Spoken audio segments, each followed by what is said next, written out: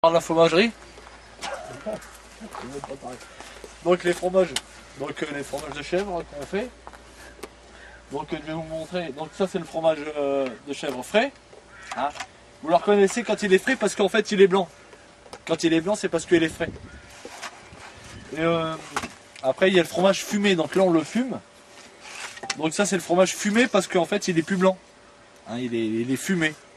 Donc quand il est fumé c'est parce que on vient de le fumer. Et à savoir que un fromage frais, on le reconnaît parce qu'il est blanc. Et un fromage fumé, on le reconnaît parce qu'en fait il est plus fumé, en fait il est plus blanc. Il est plus fumé que blanc en fait. Il faut pas non plus confondre. Hein. Arrête de rigoler toi, depuis ce matin tu rigoles. Hein. Ah non, non, non. Il faut bien expliquer, il faut bien comprendre entre un fromage frais et un fromage fumé. Le fromage frais, c'est simple. Fromage frais.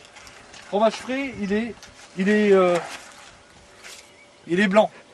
Il est blanc, il est sain. Donc là, c'est qu'il est frais, il vient d'être fait. Donc quand il vient d'être frais, on le pose dans la fromagerie, on le fait cuire. Et donc il est là, et c'est là qu'il est encore moins blanc, mais il est frais. Et quand il est frais, après on le fume. Donc là, ça devient un fumé. À pas confondre. Pour savoir quand il est frais et fumé, il faut mettre un tuteur. Et donc là, on prend le tuteur.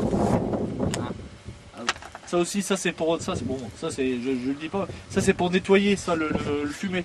Hein, on nettoie le fumé. Ça c'est le tuteur.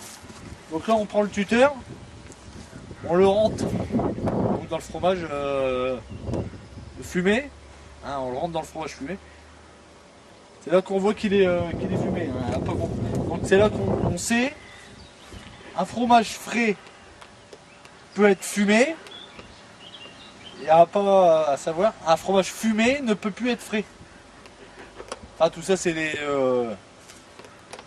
ça c'est un truc qu'il faut comprendre parce que sinon, si tu comprends pas ça, tu veux pas. Ça c'est l'histoire du frais du fumé.